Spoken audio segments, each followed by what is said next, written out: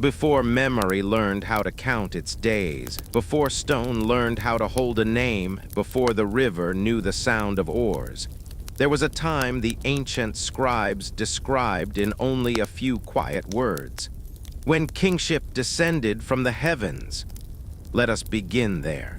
The fire before you burns low and steady. Its soft crackle is unhurried like breath.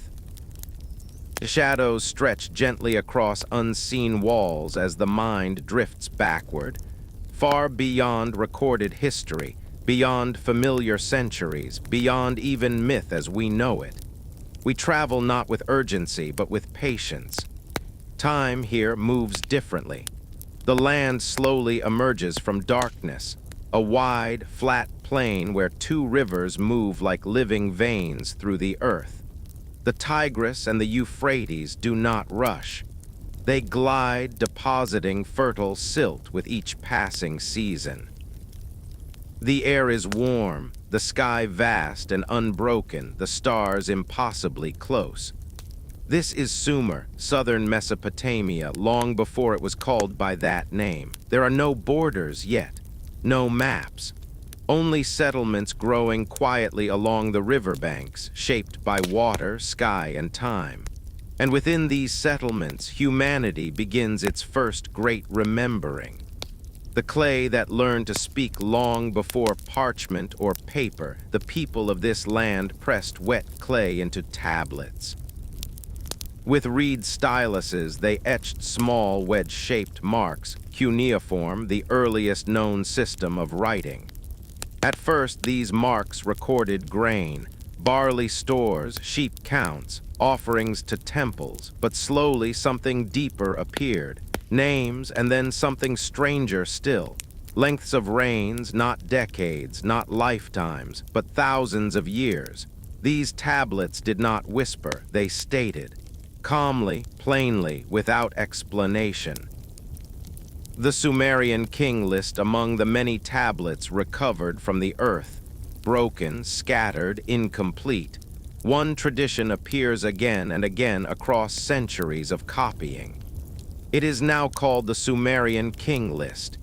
It is not a single tablet, but a lineage of texts, preserved and rewritten by scribes who believed their task was not to question, but to remember. The list begins not with conquest, not with war, but with origin. It opens with a sentence as gentle as it is vast.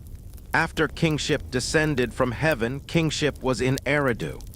There is no drama in the line, no embellishment, just certainty. Eridu, the first city Eridu, lies near the edge of the ancient marshlands where reeds sway and water reflects the sky. To later Sumerians, Eridu was not merely a city, it was the first city. The place where civilization itself took root. Its patron deity was Enki, god of wisdom, fresh water, and creation. A keeper of balance rather than chaos. A god who taught rather than ruled through fear. It is here the list tells us that the first king reigned. His name was Alulim.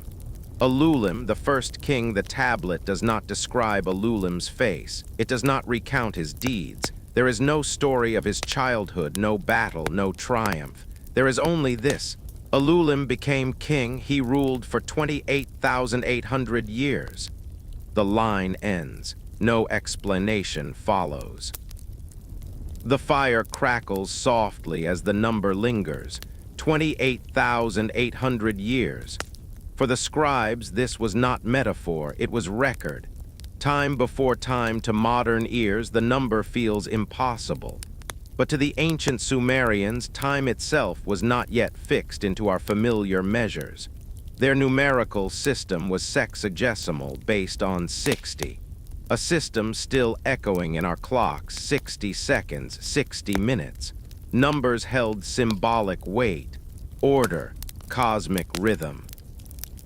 A reign lasting tens of thousands of years may not have meant what we imagine today, but it meant something deeply important.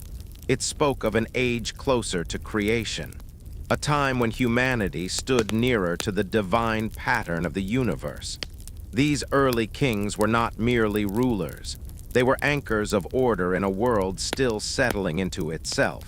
Alanger and the continuation of eternity after Ululim, the list continues.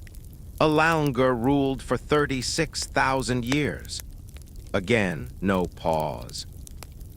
No justification. Kingship passes smoothly, as naturally as the river flows from season to season. Each king reigns longer than entire civilizations would later exist. This was not excess, it was expectation.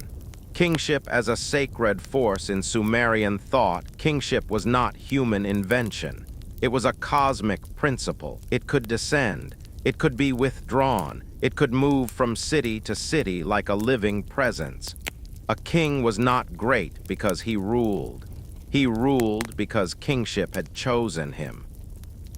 This belief bound heaven and earth into a single system. One could not function without the other. Cities rise, memory deepens after Eridu, kingship moves, to Bad Tabira, a city associated with metalworking and craft, then to Larak, then Sippar, the city of the sun god Udu. Each city receives kingship quietly. Each king reigns for thousands of years. The list does not rush. Neither do we. A world without urgency, imagine life beneath these reigns, not hurried, not measured by deadlines or calendars. Seasons repeat. Stars return to their places. The rivers rise and fall. Time stretches like a long, unbroken breath. This is not a world afraid of mystery. It is a world that lives inside it. The meaning beneath the numbers, modern scholars debate these figures endlessly. Were they symbolic? Were they cumulative calendars? Were they reflections of lunar cycles or divine mathematics? The tablets do not say, and perhaps that silence is intentional. The Sumerian King List was not written to convince. It was written to remember, to place humanity within a cosmic order that extended far beyond individual lifetimes.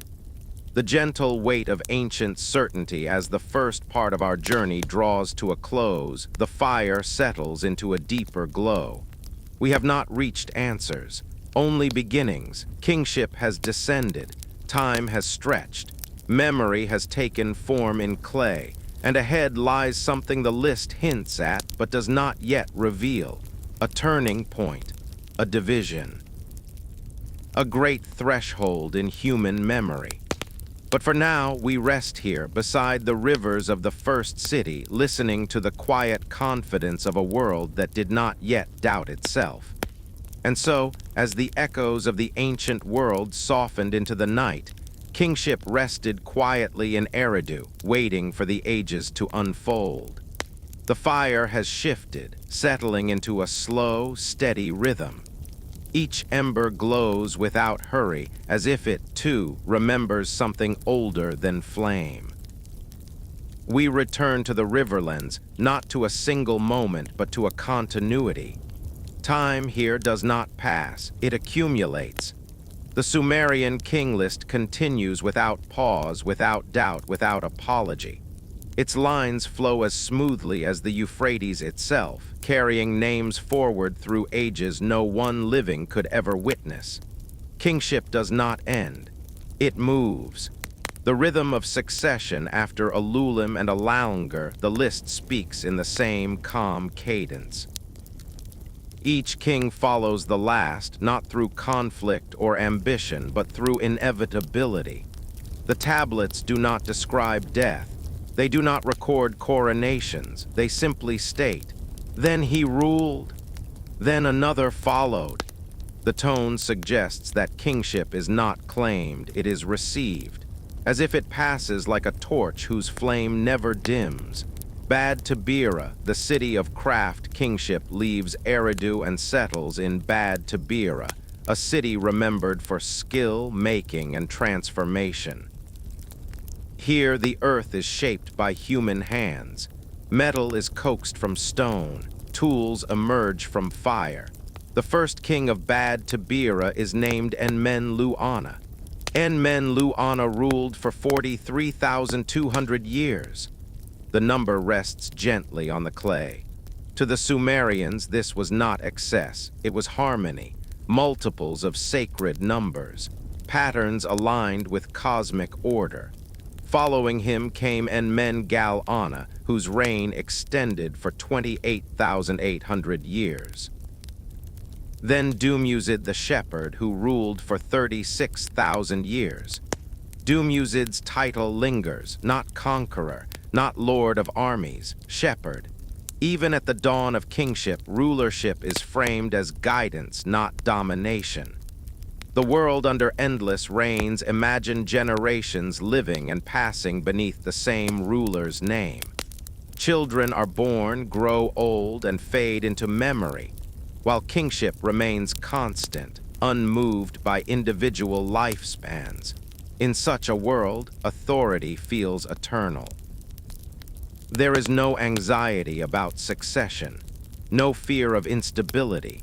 Order is assumed. This may be why the Sumerians looked back on these ages not with skepticism, but with reverence. Larak and Sippar, cities of light kingship, then moves again.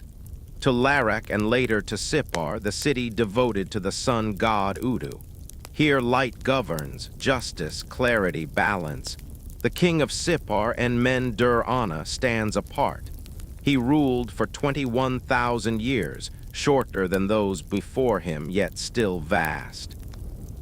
Later traditions would remember him not only as a king, but as a figure who was taken up by the gods, instructed in divine knowledge, and returned. In some distant echoes, scholars would later draw parallels between Enmen-Dur-Ana and figures like Enoch, bridges between earth and sky. The tablets, however, remain composed. They do not speculate. They list. A civilization obsessed with order, what we see in these lines is not fantasy, but structure. The Sumerians were architects of order. They organized cities, they codified laws, they measured stars. The King List reflects this obsession. It arranges chaos into lineage. It gives history a spine. Even impossibly long reigns are not wild. They are orderly, consistent, patterned. Shuruppak, the final city before change kingship, moves one last time in this ancient age. To Shuruppak, this city stands at the edge of something unspoken. Its king is Ubara-Tutu, who ruled for 18,600 years. His reign is shorter still. The numbers are changing, shrinking, quietly. The subtle shift the list does not announce it, but attentive eyes notice a rhythm breaking. Reigns that once stretched nearly 50,000 years now narrow. Time is compressing, something is approaching. The scribes do not name it yet, but they leave a pause in the mind, a breath between lines. Memory as inheritance, the Sumerian King List was copied for centuries. Each scribe preserved these names not as myth, but as inheritance. To forget them would be to sever the line between present and origin.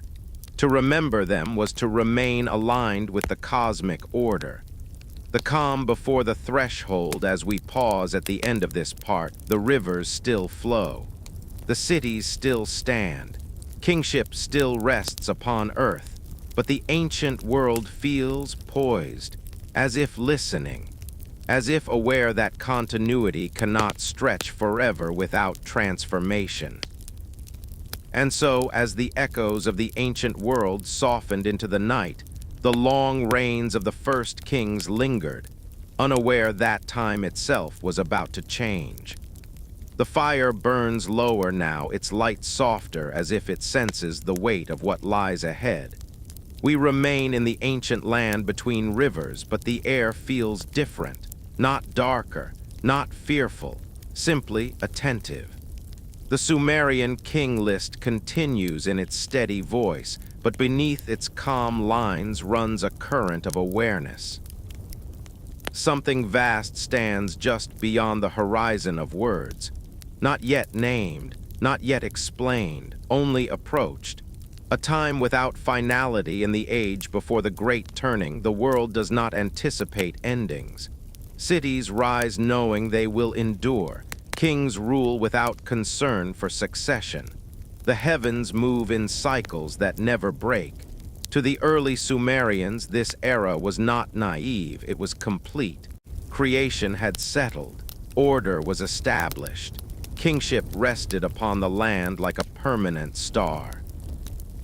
And yet, within the king list itself, subtle signs suggest that permanence was never meant to remain unchanged. The language of transition the scribes wrote with intention. They did not dramatize, they did not embellish, but they understood placement, and where they placed words mattered. After listing the final king of Shurapak, Ubara-Tutu, the tablet introduces a sentence unlike any before it. It does not describe a reign, it does not name a city. It simply states, "Then the flood swept over the land." No adjectives, no scale, no emotion, just inevitability. The nature of the flood to modern minds, the word flood conjures violence. But in Sumerian thought, floods were not anomalies, they were forces of renewal. The rivers themselves flooded each year, bringing destruction and fertility together. The great flood described in the king list was not framed as punishment nor terror. It was transition, a reset in the rhythm of time. Memory of water long before clay tablets, stories moved by voice. Around hearth fires and under star-filled skies, elders spoke of a time when water covered the land, when cities were reshaped and humanity learned humility before nature. These were not whispered tales of fear.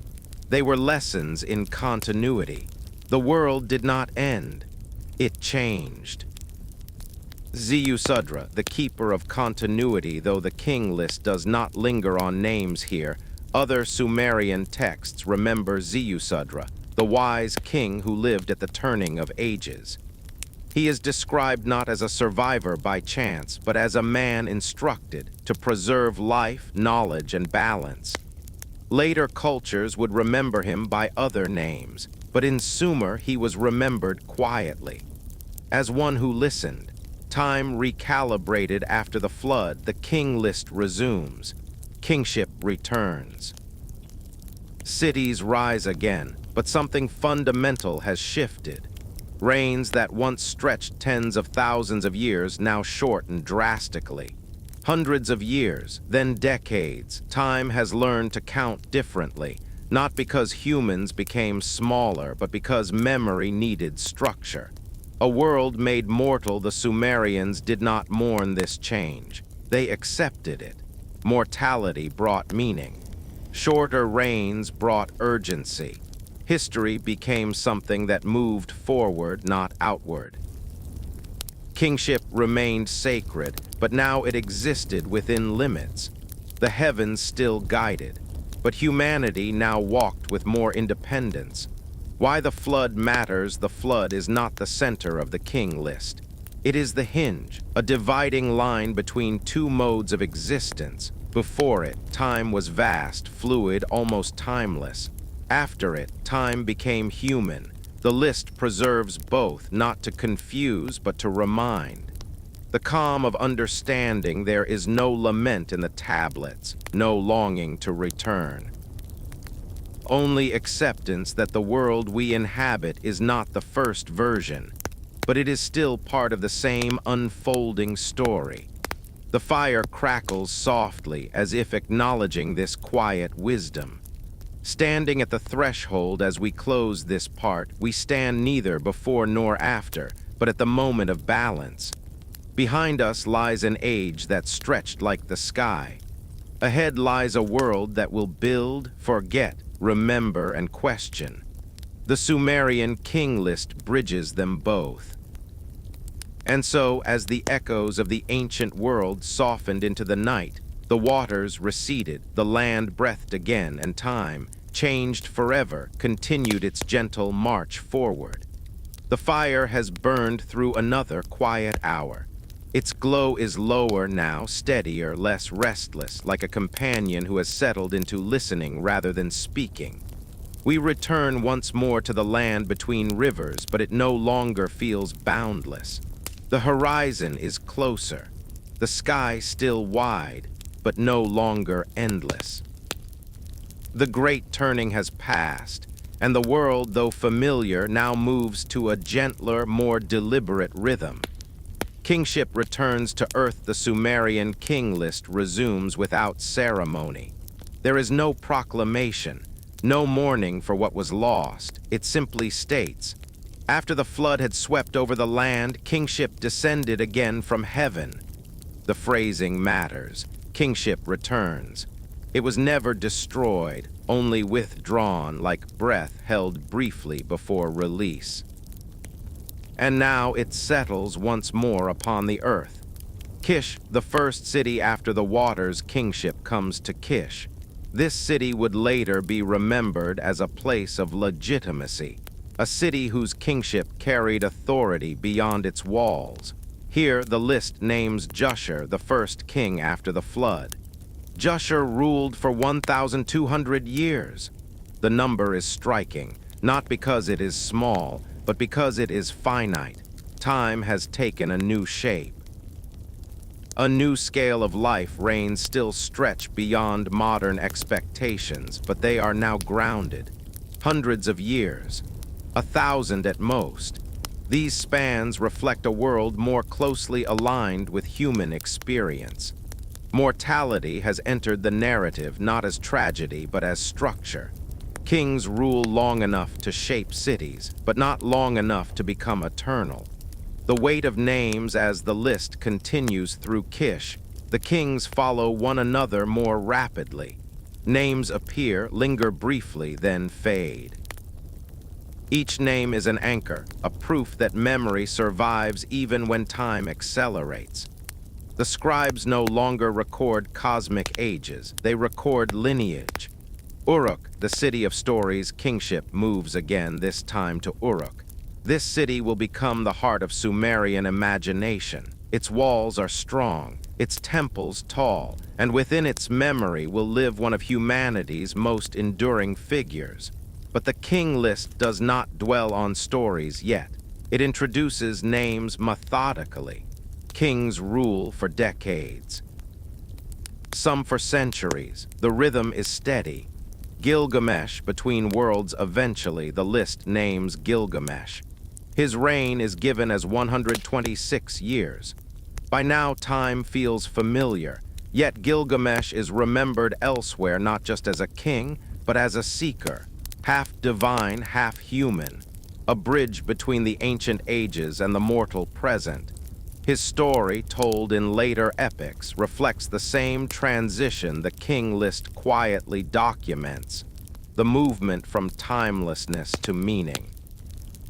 Writing as preservation, why did the scribes preserve the impossible alongside the plausible? Because to them, both were true in different ways. The long reigns preserved cosmic memory. The shorter reigns preserved human experience. Together, they formed a complete picture of existence. To erase either would break the continuity. A civilization learning to remember differently after the flood, history no longer flows backward toward origin. It flows forward toward consequence. Cities rise knowing they will fall. Kings rule knowing they will be replaced. And yet the act of recording remains sacred. Writing becomes humanity's answer to impermanence. The gentle acceptance of change. There is no bitterness in the tablets, no sense of loss, only adaptation. The Sumerians understood that order survives not by resisting change, but by absorbing it. Kingship endured, memory endured, even as time learned restraint. Resting in the new world as this part draws to a close, the land between rivers settles into its new rhythm. Fields are planted, temples rise, songs are sung not of fear but of continuity. The ancient world has not ended, it has matured. And so, as the echoes of the ancient world softened into the night, the cities stood quietly beneath the stars, carrying both the vast memory of eternity and the gentle weight of measured time. The fire breathes slowly now, its warmth steady, its light softened by layers of ash. It no longer demands attention, it simply is. This is how the Sumerians understood time, not as something to be chased, not as something to be conquered, but as something to be inhabited. Time was not a line to modern thought. Time stretches forward, past, present, future, neatly divided. But for the ancient Sumerians, time was layered. The past did not vanish. It remained present, active, instructive, alive. The King List reflects this worldview perfectly. It does not reject the ancient reigns when recounting later kings. It preserves both. Sacred numbers and cosmic order the reigns of the earliest kings are not random. They follow numerical patterns rooted in the Sumerian base 60 system. Numbers like 3,600, 7,200, 28,800, 36,000, these were not exaggerations. They were statements of harmony. Each number reflected completeness, cycles, cosmic rhythm. To say a king ruled 28,800 years was to say his reign belonged to an age, not a biography. Kingship as a cosmic office, kingship was not personality, it was function. A king was the earthly expression of a divine principle, the maintenance of balance between heaven and earth. In the earliest ages, that principle was closer to its source. Thus, it lasted longer. As humanity moved further from origin, kingship became more human, and time shortened accordingly.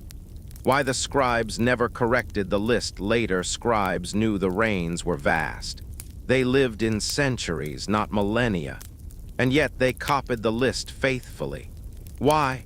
Because the list was not meant to be updated. It was meant to be maintained.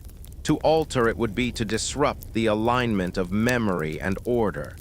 The difference between truth and fact, the Sumerians did not divide truth into categories.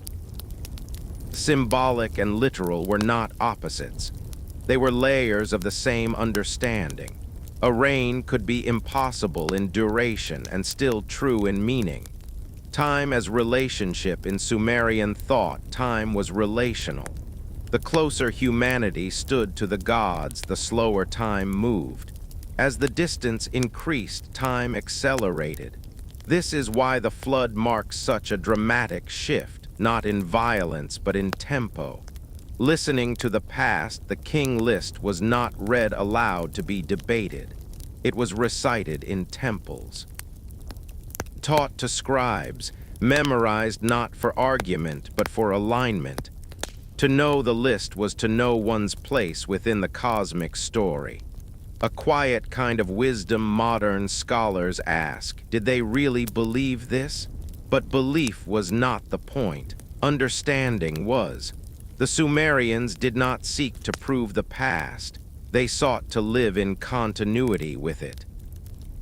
The fire and the clay as the fire before us continues its slow work. We imagine the same glow reflecting off wet clay, a scribe pressing a stylus gently, carefully, aware that he is not creating history but carrying it forward. Resting in mystery, the King List does not demand explanation. It invites contemplation, and in that invitation it offers something rare, permission to let mystery remain. And so, as the echoes of the ancient world softened into the night, time itself seemed to pause, content to be known not by measure but by meaning. The fire has thinned to glowing embers, its warmth deep rather than bright. It is the kind of heat that does not flicker, it endures. This is the moment where story and soil touch, where memory meets the patient work of earth. Beneath the cities for thousands of years, the cities named in the Sumerian King List lay buried. Wind covered them. Rivers shifted. Sand settled. When archaeologists first began to dig in Mesopotamia in the 19th century, they were not searching for eternity. They were searching for walls, foundations, proof that names on clay once stood beneath the sky. And slowly, quietly, they found them. Eridu, unearthed at Eridu, layer upon layer of settlement, tells a story of remarkable age. Shrines built atop shrines. Temples rebuilt again and again in the same sacred footprint. No single structure lasted forever, but the place endured. This aligns perfectly with the King List. Kingship moves, but cities remain centers of memory. Kish and Uruk in the soil at Kish, archaeologists uncovered evidence of early urban planning, trade networks, and long occupation. At Uruk, they found something more striking. Massive walls, administrative tablets, the first signs of large-scale human organization. This was not myth, this was infrastructure. The tablets themselves, fragments of the Sumerian King List, have been found in multiple locations. They do not all match perfectly. Some are damaged, some omit names, some reorder lines, and yet the core structure remains consistent across centuries. This tells us something vital. The list was not frozen. It was alive. Why differences matter? The variations do not weaken the list. They strengthen it. They show that scribes engaged with the tradition, preserving its meaning even as details shifted. This was not blind copying. It was custodianship. Archaeology and silence archaeology confirms cities. It confirms kings. It confirms chronology after the flood. What it does not confirm are reigns of tens of thousands of years. And archaeology is comfortable with that silence, because archaeology measures material time. The King List measures conceptual time. They are not rivals, they are complementary. The flood in the earth in several Mesopotamian sites, archaeologists found thick layers of river sediment, evidence of significant flooding events. Not one flood, many, localized, devastating, life-altering. The great flood of memory may not point to a single event, but to an era remembered as transformation. When evidence and meaning align, what matters is not whether a king ruled 28,800 years. What matters is that the Sumerians remembered a time when authority felt eternal, and a moment when it became human. The earth confirms change. The tablets preserve interpretation. A shared patience, both archaeologist and scribe work slowly. One with stylus, one with brush. Both listen more than they speak, and both accept that some truths cannot be forced into clarity. Resting between layers as embers fade and ash settles, we sit between two worlds, one beneath our feet, one within memory. Neither complete alone. And so, as the echoes of the ancient world softened into the night, the earth held its secrets gently, revealing just enough to remind us that mystery is not absence but depth. The fire has returned to a quiet glow, neither fading nor flaring. It rests as memory rests, not loud, not demanding, but always present. We have walked through cities, numbers, and names. Now we pause to ask a gentler question. Why did the Sumerians remember this way? Why preserve kings who ruled longer than mountains last? Why carry forward stories that no longer fit lived experience? The answer is not found in ambition. It is found in responsibility. Memory as balance for the Sumerians, memory was not nostalgia. It was stability. To forget the origins of kingship would be to weaken its authority in the present. To deny the ancient ages would be to sever the thread connecting humanity to the cosmos. The King List is not history alone. It is a cosmic contract. Order must be older than chaos in a land shaped by unpredictable rivers. Order mattered deeply. Floods could nourish or destroy. By anchoring kingship in a time beyond recall, the Sumerians asserted that order did not arise from chance. It descended. It preceded disorder. It would outlast any single generation. Teaching through continuity, the King List was likely recited to apprentice scribes.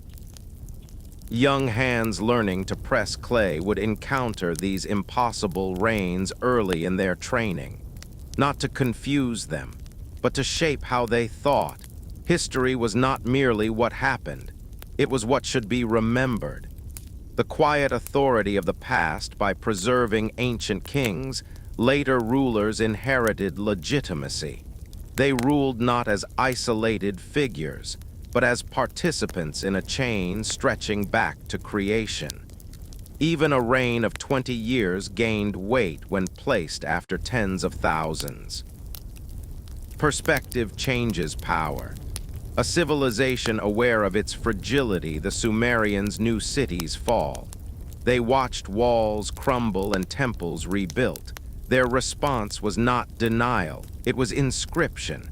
If stone failed, clay would remember. If clay failed, the story would still endure in the act of retelling. Why the list ends where it does, the King List eventually becomes mundane. Reigns shorten, names multiply, dynasties overlap, and that is intentional. The extraordinary prepares the listener for the ordinary. By the time history becomes familiar, it already carries sacred weight. A legacy without instruction, the list never tells us what to believe. It does not explain itself. It trusts the listener to sit with uncertainty. This trust may be its greatest gift. Carrying the thread forward, every time the list was copied, it crossed another generation. Each scribe knew he was not author, but guardian. The story survived because it was never owned. A calm reflection as the fire crackles softly, we realize something subtle. The Sumerians were not obsessed with the past. They were committed to continuity. They believed humanity moves forward best when it remembers where it began, even if that beginning cannot be fully understood. Preparing for silence, we are nearing the end of our journey. Only one part remains, a closing not of answers, but of presence. And so, as the echoes of the ancient world softened into the night, memory itself seemed to breathe, steady, patient, and unwilling to be erased. The fire has nearly burned itself into stillness. Only a few embers remain, glowing softly as if holding onto warmth not for light, but for memory. There is no urgency now, only reflection. The long view of humanity, we have walked through a world where time stretched beyond human measure, where kings ruled longer than mountains endure, where memory was carved into clay with the understanding that it might outlast cities. And yet the Sumerian King List does not ask us to believe. It asks us to listen, to step outside the narrow frame of our own moment and feel the depth of time as the ancients felt it, not as pressure but as presence. A civilization speaking softly, the Sumerians did not shout their mysteries. They placed them quietly at the beginning of history. They trusted that someone, somewhere, would pause long enough to notice. That someone is us. What remains unanswered? Did kings truly reign for tens of thousands of years? The list does not say. Were these numbers symbolic, sacred, or something else entirely? The tablets remain silent, and in that silence they offer something rare, permission not to resolve everything. The meaning of the impossible reigns do not diminish history. They expand it. They remind us that early civilizations were not primitive, they were philosophical. They understood that meaning survives facts and that memory shapes identity. Time as a gentle companion for the Sumerians, time was not an enemy. It was a companion, sometimes vast, sometimes intimate, always instructive. They did not race against it, they aligned with it. The lasting thread from Eridu to Uruk, from eternity to mortality, the thread never broke. Kingship descended, it withdrew, it returned. Civilization endured, not because it was permanent, but because it was remembered. Sitting with the mystery as the final embers cool, we realize something quietly profound. Mystery does not demand fear, it invites humility. The Sumerian King List endures not because it explains, but because it connects. A journey completed, we have crossed forgotten ages. We have stood where time changed its pace. And now we rest, not with answers, but with wonder. The quiet closure somewhere beneath the soil of Mesopotamia, clay tablets still sleep. Their edges are worn, their marks faint. But their presence remains, waiting. And so, as the echoes of the ancient world softened into the night, the story returned to silence, leaving behind a calm sense of continuity, a gentle mystery, and the enduring feeling that humanity has always walked beside time, not ahead of it.